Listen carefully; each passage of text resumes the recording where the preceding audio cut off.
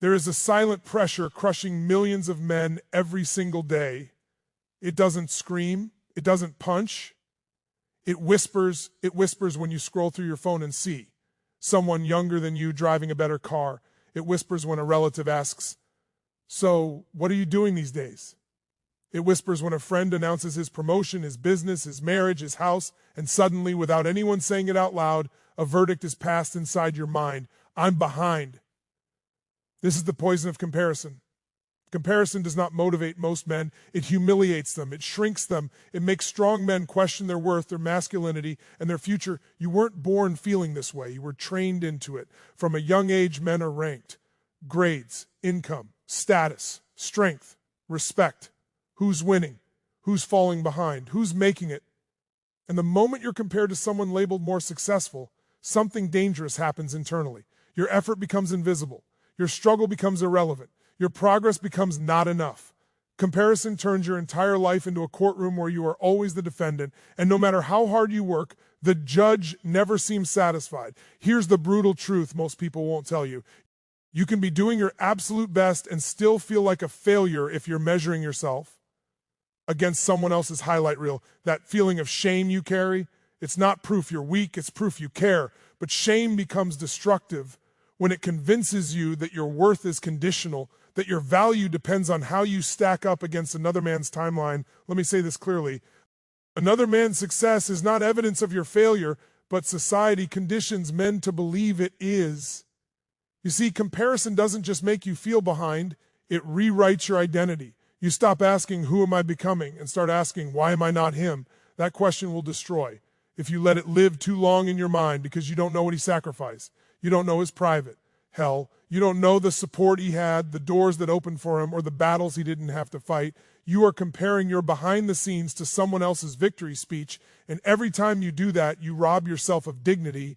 Here's what comparison really does to a man. It turns patience into panic. It turns ambition into anxiety. It turns discipline into desperation. You stop building steadily and start rushing recklessly. You chase validation instead of mastery. You choose shortcuts over substance. And then when those shortcuts fail, the shame doubles. Now you're not just behind, you're broken. But you are not broken.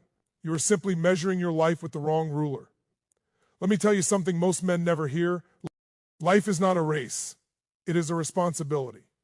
Your responsibility is not to beat other men. Your responsibility is to become reliable, resilient, and rooted in who you are. Comparison distracts you from that mission. It keeps you looking sideways instead of forward. It keeps you questioning your pace instead of strengthening your direction. And worst of all, it makes you forget how far you've already come. You survived things that should have destroyed you. You adapted when quitting would have been easier. You kept moving even when no one clapped. But comparison erases that truth. It tells you if you're not ahead, you're nothing. That is a lie. Progress doesn't always look impressive. Sometimes it looks like getting out of bed when you didn't want to. Sometimes it looks like staying honest when lying would have been easier. Sometimes it looks like continuing without applause.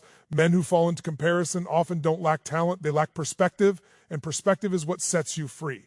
Because the moment you stop competing with other men and start competent with your former self, everything changes. You stop asking, why am I not there yet? And start asking, am I moving in the right direction? Direction matters more than speed. A man walking the right path slowly will always outrun a man sprinting in the wrong direction. You don't need to prove anything to anyone else. You need to build something you can respect when you're alone. That is real success. And once you understand that, comparison loses its grip. Not because other men stop succeeding, but because their success no longer defines your worth. This is where strength begins. This is where shame dissolves. This is where you reclaim your timeline, your identity, and your confidence. And this is only the beginning. Comparison doesn't wound men loudly. It corrodes them quietly. Most men don't talk about it. They carry it in silence, in clenched jaws and restless nights. Society tells men to be strong, to be providers, to be achievers. And when a man feels he is falling short of that unspoken standard, he doesn't cry out for help. He turns inward. That's where the damage begins. Men are taught early that their value is tied to outcomes, not effort, not character, results, money earned, status achieved, respect commanded. This is why being compared to a more successful man doesn't just sting, it attacks identity. A man doesn't think he's doing better than me. He thinks, I am less than him. That belief is lethal Because once a man believes he is less, he stops trusting himself. He hesitates, he second guesses, he plays smaller than his potential. And the cruel irony is this: comparison creates the very failure it fears. You begin to move from a place of insecurity instead of intention. You rush decisions. You abandon long-term plans. You chase symbols of success instead of foundations. And when that doesn't work, the shame deepens. This is how comparison traps men in a loop. Compare, feel inferior, act desperately, fail, feel ashamed. Compare again. Most men don't realize they're inside this loop. They just know something feels off. They feel behind, heavy, tired, angry for no clear reason. And then comes discouragement. Discouragement is not laziness. It's emotional exhaustion from carrying a burden that was never yours to carry. When men are constantly compared by family, society, social media, even themselves, they begin to believe that their worth has an expiration date. That if they don't make it by a certain age, they've failed as men. That belief kills hope, and hope is not a luxury. Hope is fuel. Without hope, discipline becomes torture. Without hope, patience feels pointless. Without hope, effort feels stupid. So men stop trying, not because they are weak, but because they are tired of bleeding internally with no recognition. Let me tell you something important. Shame thrives in comparison, but confidence is built in solitude. Confidence doesn't come from being better than other men. It comes from knowing yourself deeply and respecting the path you're on, but comparison steals that self-knowledge. You stop asking, what do I want? What am I built for? What kind of life aligns with my values? And you start asking, how do I look compared to them? Why am I not ahead like him? What will people think of me? That shift is dangerous because the moment your life becomes a performance for others, you lose connection with yourself. And a man disconnected from himself will always feel empty, no matter how much he achieves. Here's the truth most men need to hear but rarely do. You are not late. You are not behind. You are on your own timeline. Some men bloom early and fade fast. Others grow slowly and last long. Comparison ignores longevity. It only worships speed. But speed without direction leads to burnout. Speed without meaning leads to regret. The men you compare yourself to today may be fighting battles you can't see tomorrow. Life is unpredictable, unfair, and nonlinear. You don't win life by matching someone else's milestones. You win by becoming someone you can stand behind. Comparison also destroys gratitude. It blinds you to what you already have, your resilience, your lessons, your survival. And when gratitude disappears, dissatisfaction takes over. Nothing feels enough. Nothing feels worthy. Nothing feels satisfying. That's when discouragement becomes dangerous. A discouraged man doesn't just slow down. He disengages. He stops dreaming. He stops planning. He stops believing effort will matter. And once belief is gone, even opportunity feels useless. But here is the shift that changes everything. The moment you stop comparing positions and start comparing principles, you regain power. Instead of asking, is he ahead of me? Ask, is my discipline stronger than it was last year? Is my mindset healthier? Is my character sharper? Am I more self-controlled, more focused, more honest? Those questions rebuild confidence from the inside, because confidence built on internal standards cannot be taken away by someone else's success. Another man getting ahead does not block your path. Another man winning does not mean you are losing. There is room for you. There is time for you. There is a future that fits you, but you cannot see it if you're staring at someone else's life. In the next part, we'll break the illusion of success timelines, expose how social comparison lies to you daily, and show you how to mentally detach from shame and rebuild unshakable self-respect. One of the most damaging ideas ever sold to men is the myth of the right timeline. By this age, you should have a career. By this age, you should be financially stable. By this age, you should be respected, established, ahead. These timelines are not laws of nature. They are social fantasies. But when men internalize them, comparison becomes automatic. Every birthday feels like a verdict. Every success story feels like an accusation. Every question about what you're doing now feels like an interrogation. And slowly, peace disappears. Here's the truth no one says clearly enough. There's no universal schedule for becoming a man. Some men carry responsibility early and lose years to survival. Some men take detours that teach them lessons others never learn. Some men struggle silently while building depth, patience, and wisdom that can't be rushed. Comparison ignores context. It ignores where you started. It ignores what you carried. It ignores what you endured. It assumes everyone began at the same line with the same support and the same obstacles. That assumption is false and cruel, yet men punish themselves with it daily. Social media intensifies this damage. You are exposed to curated victories without seeing the cost.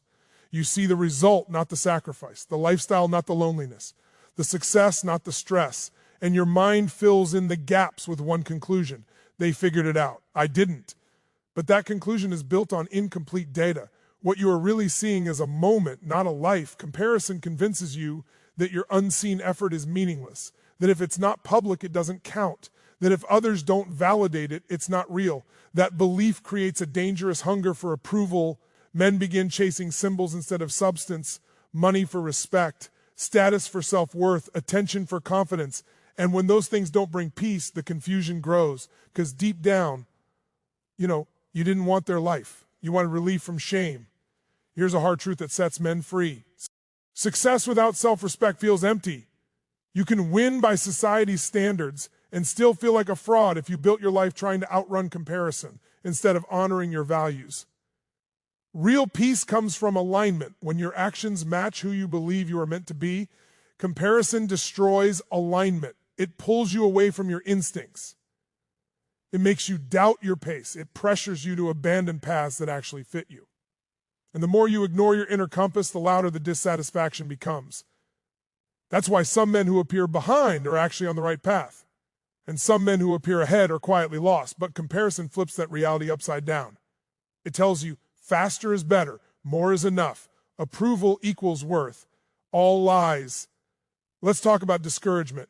Discouragement is what happens when effort feels disconnected from reward. When you look around and think, why am I trying if others are passing me anyway? That thought is poison, because effort is not wasted just because it's invisible. Every disciplined choice is shaping you. Every failure is sharpening you. Every delay is preparing you. But comparison makes patience feel like stupidity. Men quit not because they lack strength, but because they lack reassurance. And society rarely reassures men unless they're winning visibly. So let me be that voice now. You are allowed to take time. You're allowed to grow slowly. You're allowed to build quietly. You don't owe the world an explanation for your pace. Your worth is not decreasing with time. Your potential is not expiring. Your story is not over. Comparison wants you to believe you've missed your chance. You haven't. As long as you're breathing, you're in the game. The key shift is this. Stop asking, am I ahead of others? Start asking, am I moving towards something meaningful? Meaning sustains effort. Comparison drains it. When your goals are rooted in meaning, you don't feel threatened by other men's success. You feel focused, grounded, stable, and stability is rare. Stability is power. In the next part, we will talk about how to break the comparison habit, rewire your self-talk, and build confidence that doesn't collapse when another man succeeds. Comparison is not a personality flaw. It is a mental habit. And like all habits, it can be unlearned. But first, you have to understand this. Comparison doesn't happen because you are weak. It happens because your mind is trying to locate certainty in a world that feels unstable. When life feels unclear, the brain looks outward. When confidence feels shaky, the brain searches for reference points. When identity feels uncertain, the brain asks, how do I rank? That's not failure, that's survival. The problem begins when comparison becomes your primary lens. When every achievement is measured externally and every delay feels like a personal indictment. To break comparison, you don't fight it with positivity. You dismantle it with truth. Here is the first truth that frees men. You cannot compare lives that have different constraints, different starting points, different responsibilities, different losses, different pressures. A man who had to survive chaos early will not move like a man who had stability. A man carrying family weight will not sprint like a man with no dependence. A man healing trauma will not perform like a man untouched by it. Comparison ignores constraints. Self-respect acknowledges them. The moment you stop shaming yourself for moving at the speed your life allows, something inside you relaxes, and from that calm, clarity emerges. The second truth is this. Your mind believes what you repeatedly tell it. If every internal sentence starts with, I should be further, I'm behind, I'm not enough, your nervous system lives in constant threat. Men don't realize this, but comparison is exhausting because it keeps the body in a low-grade state of stress. You're always measuring, always judging, always bracing. That's why even rest doesn't feel restful. To rewire this, you must change the internal language, not with empty affirmations, but with grounded statements. I am building something that takes time. I am not late, I am learning. My value is not up for debate. These are not lies. They are reframes rooted in reality. The third truth is uncomfortable but powerful. Comparison is often avoidance. It's easier to obsess over where others are than to fully commit to your own path. Because commitment requires responsibility.